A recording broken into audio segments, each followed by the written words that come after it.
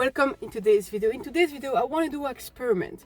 I want to see in processed food and fast food how many grams do we need to get 100 calories, because we know they're really high in sugar, they're really high in fat, and they are made to make us eat more. But usually for that, they're gonna be like really high in calories for like not that many grams. So I want to do an experiment. I got my scale in the boat and I'm gonna see how many grams do we need to have 100 calories. Of course, I'm not gonna do the calculation myself because I am the worst in mathematics. Even my math teacher knew that I cheated to pass my end of year exam because he knew there was like no chance in the world that I will succeed in mathematics. I promise. I studied for hours and hours and hours and I tried, but there was no way in the world I was going to pass mathematics. So that's why as ChatGPT I put all the information in that I needed, and it gave me how many grams do I need to have 100 calories in the different products you're gonna see in this video. So before going to fast food, we're gonna first stop at home, do a few different products of processed food, and then we're gonna go to fast food and see how many grams do we need to get like 100 calories of worth of burger, fries and nuggets. Alright, so before starting with the burgers, the nuggets, the fries and everything, we're gonna start with the sweets and the crisps. So we're gonna see how many grams do we need to have 100 calories.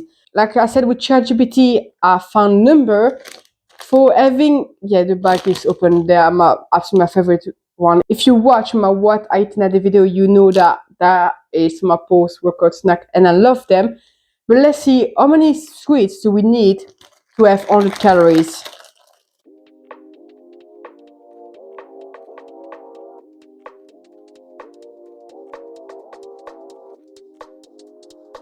Here we go. So this is 100 calorie worth of sweet. It is absolutely nothing. Is 1, 2, 3, 4, 5, 6, 7 small cola bottles, a handful of sweet. This video is not to shame, it's just to show you that the product was like high in sugar, high in fat. Fast food is a really small amount for quite a bit of calorie. So that was number one. So we're gonna go for number two. We're gonna go for the crisps. Number two, we're gonna go for some crisps. We got a packet for free when we were traveling to, I think, Edinburgh, and it's been quite a while and we still didn't eat it. But anyway, that's what we're gonna use today. So it's just plain normal salt crisps. So we're gonna see how many grams do we need to have 100 calories.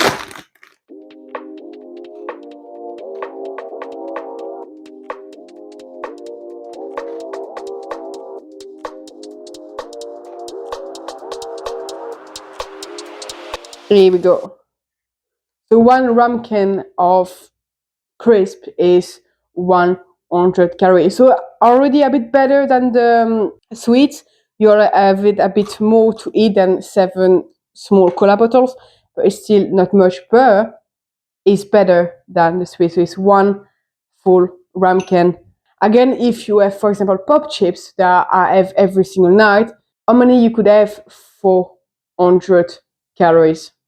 So here we have 100 calories worth of pop chips and 100 calories worth of normal crisps.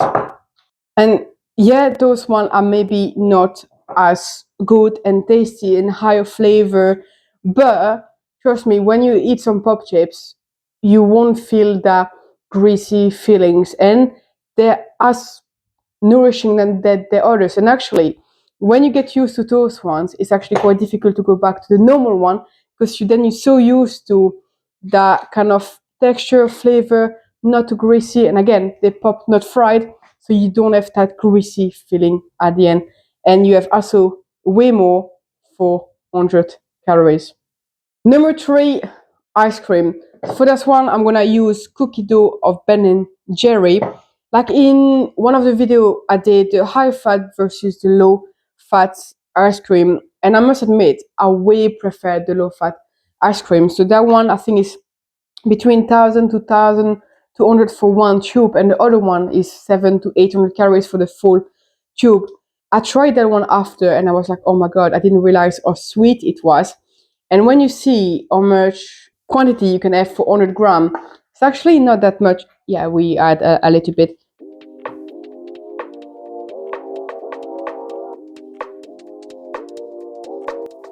And here we go, 100 calories worth of ice cream is not even a proper scoop of ice cream. If you add that at the ice cream parlor, you won't be happy if they consider that as one scoop is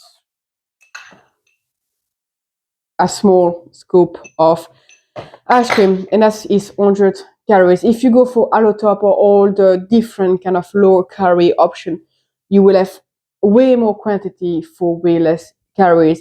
And again, all this product I'm showing you is just to give awareness on what we're actually eating and how many calories do we find in kind of processed food, and or they're designed to make us eat more, but they also have way more sugar and way more fats and everything to make us eat more, and but you don't have that much, and it's just getting used to maybe switch from the higher calorie products to the lower calorie products.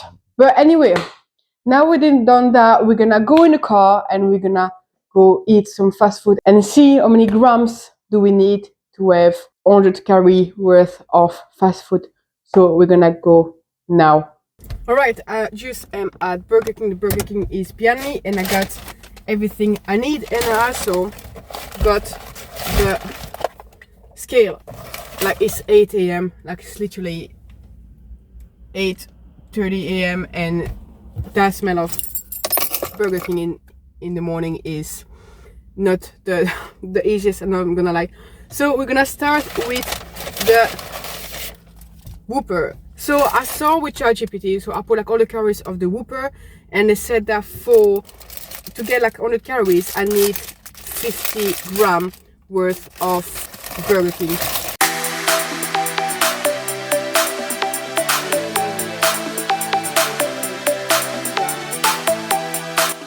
So first one, you can see that just that worth of burger with literally one bite of burger is 100 calories. It's not great if you think that in one big bite you already have 100 calories worth of food. Again, it's not the most caloric dense burger on the menu. It's one of, I won't say the lowest one, but it's kind of the most average one. There's some burgers who are way higher in calorie than others, and that's not even the worst one, and for one bite is 100 calories. Now we're gonna go for number 2, the fries. Alright, so we're having a technical problem. The batteries are not working anymore, so I just managed to do the burger, so I need to change the battery and then we can finish with the fries and the nuggets. So I'm changing the batteries and then we can continue. Number 2, fries, and I finally got some batteries so we can finally do it. So number 2, fries, and we need 42 grams to make 100 calories. So I got here my bag and we're gonna count 42 grams.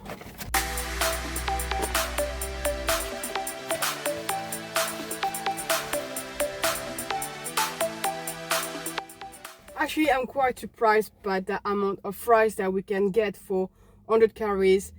I double checked it and it's right, so it's quite a good handful of fries that you can get for 100 calories. So it's quite good. Of course, it's still fries, it's still really high in fat, and you could have way more for 100 calories. Like if you look in terms of vegetables or fruits or even like some higher like chicken or whatever, you can have way more in terms of calories. But for a fast food, I'm gonna say it's quite good. It's not the worst that we had. Again, you can always find better. If you look at a fruit, you can have a massive amount for 100 calories, but in terms of fries or fast food, it's not the worst. Number 3, the nuggets. So we need 40 grams to make 100 calories.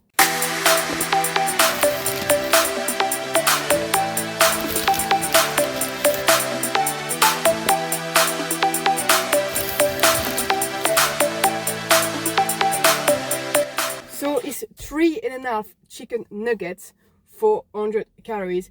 I think it's quite like the fries is quite a good amount. It's not being the best. I think the best being the fries, but also you have no protein. So if you also take in terms of macros, I think the chicken, like so the chicken nuggets will be the best because you get more than 3 nuggets for 100 calories instead of the fries, which is pure carbs and pure fat.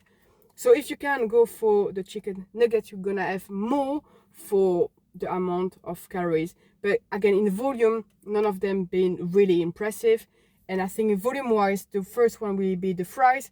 In terms of macro ones, the first one will be the chicken, and the last one will be the sweets, and above that the ice cream. So in conclusion, what we're gonna say is we can say that fast food and processed food are not the best option. The best option will always be having real food, real fruit, real vegetables, real meat. Cooked homemade will always be better because you can always control the portion, control the amount of fat, control the amount of sugar you're putting in it, and it will always be better for you. Gonna first be fuller, it's gonna be better for you, it's gonna be healthier. And you can see in the portion we had that it was really small portion for 100 calories. And if you're for example on a diet, you're gonna get really quickly to your daily calories intake if you focus on processed food, and if you focus on fast food, so it will not be the best option. Anyway, I really hope you enjoyed this video. If so, please give a thumbs up, don't forget to subscribe, and I'll see you in the next one.